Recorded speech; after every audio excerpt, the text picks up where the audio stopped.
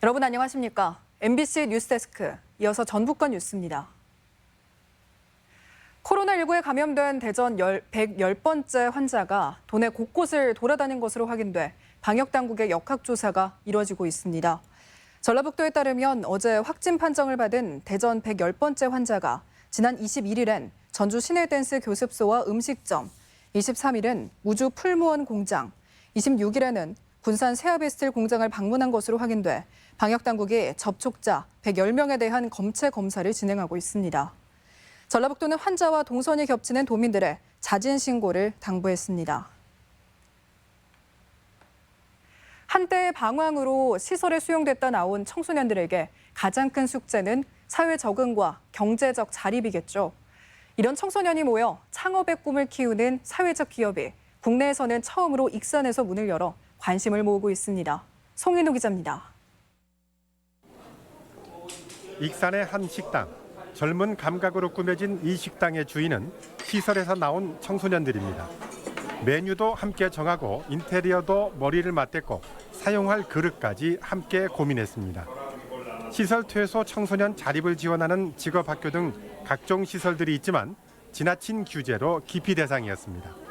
하지만 창업 과정에서 함께 고민하고 실수도 하면서 꿈이 없었던 청년들에게도 새로운 희망이 생겼습니다. 여기서 배운 것들을 가지고 나가서 제 아이디어로 할 수 있는 사업을 하나 내고 싶은 게 꿈이에요. 네, 카페나 식당 이런 식으로.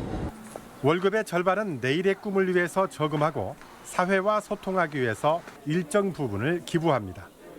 기부금은 소아 당뇨 등 대사 질환으로 고생하는 어린이용 전용 식사 제공을 비롯한 공익활동에 사용될 예정입니다. 또 식재료는 모두 지역에서 생산되는 농산물을 활용해 농민들과도 소통할 예정입니다. 앞으로의 목표는 청년 식당을 통해 종잣돈을 마련한 퇴소 청소년들이 제2, 제3의 창업으로 이어가는 것입니다. 식당, 카페를 만들어줘서 아이들 리더로 보내는 거죠. 그러면서 밑에 아이들 또 5명을 이렇게 엮어서 보내고 이렇게 하나씩 만들어 가려고 해요. 억지로 가르치기보다는 창업을 통해 하고 싶은 것을 찾아보라는 새로운 시도에 지역사회의 관심도 필요해 보입니다. MBC 뉴스 송윤호입니다. 100년 가게라고 들어보셨나요? 30년 이상 묵묵히 외길 인생을 걸어온 소상공인들을 발굴해서 100년 이상 성장할 수 있도록 중소기업 벤처부가 지원하는 가게인데요. 전북 지역에도 27곳이 선정돼 있습니다. 마지호 기자입니다. 전주 남부시장에서 가전제품을 수리도 하고 판매도 하는 올해 79살의 최철식 씨. 군대에서 통신병으로 근무했던 경험을 살려 1968년도에 전파사를 시작했는데 벌써 52년째를 맡고 있습니다. 웬만한 것은 다 고쳐준다는 입소문을 타면서 전주는 물론이고 도내 다른 지역이나 심지어 울산에서도 손님이 찾아오고 있습니다. 오래되고 전통 있고 그래서 잘 고친다고 그래서 다 챙겨갖고 왔어요. 20년 이상 사용해서 사실상 고물이 된 제품을 들고 오기도 하는데 부품 구하기가 쉽지 않아서 오래된 못 쓰는 제품을 버리지 않고 모아서 부품으로 쓰고 있습니다. 제품이 어떤 것이 오게 되면은 부속이 지금 파는 데가 없어. 저서 부속을 그거 어떤 게 있으면 빼서 거기다 접속시키는 거. 이런 최 씨의 곁에는 아들이 20년째 함께하면서 부자가 대를 이어서 같은 길을 걷고 있습니다. 별걸 다 가지고 오세요. 뭐 지팡이도 갖고 오시는 분들도 있고 냄비 뚜껑을 갖고 오시는 분들도 있고 이 아버님하고 저하고 이제 생각이 사람 빼고는 다 고친다는 그런 생각으로 하고 있습니다. 익산에서 서점을 운영하는 심성구 씨도 마찬가지. 지난 1969년부터 51년째 서점을 운영하고 있습니다.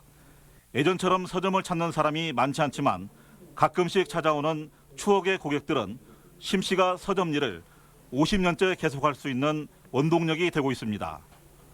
많이 오시죠. 오셔서 아유 지금까지 이렇게 하냐고 주인이 안 바뀌었냐고 안 바뀌었다고 그럼 깜짝 놀래요 이게.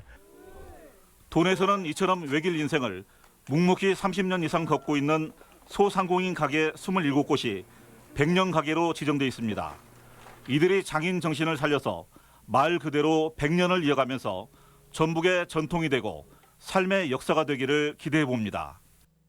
MBC 뉴스 마지호입니다. 대학 등록금 반환을 두고 법정 다툼이 벌어질 수 있어 학생과 학부모들이 촉각을 곤두세우고 있습니다. 전국 대학생 네트워크는 현재 등록금 반환을 위한 소송 인단 모집을 마무리했으며 다음 달 전국 92개 대학 2,700여 명의 학생이 소송에 나설 것으로 보입니다. 도내 대학생들도 대학 측과 반환 협의를 지속하고 있지만 별다른 성과가 없어 소송 참여를 준비하고 있는 것으로 알려졌습니다. 무혐의로 판단된 성추행 의혹으로 교육청의 징계를 받게 되자 목숨을 끊은 교사에 대해 법원이 공무상 사망을 인정했습니다. 서울행정법원 행정 3부는 고 송경진 교사의 아내가 인사혁신처장을 상대로 순직 유족 급여를 지급해달라고 낸 소송에서 원고 승소 판결을 내렸습니다. 부안의 한 중학교에서 근무하던 송 교사는 지난 2017년 제자를 성추행했다는 의혹에 휩싸인 뒤 경찰 내사에서 무혐의 처분을 받았지만 이후 교육청이 징계 절차를 강행하자 극단적인 선택을 했습니다.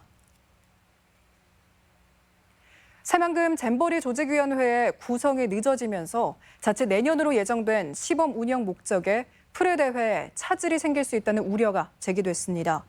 전라북도의회 최훈열 의원은 현재 새만금 잼버리 업무가 여성가족부와 전라북도 그리고 스카우트 연맹으로 분산돼 있어 내년 프레대회 준비에 혼선이 우려된다고 밝혔습니다.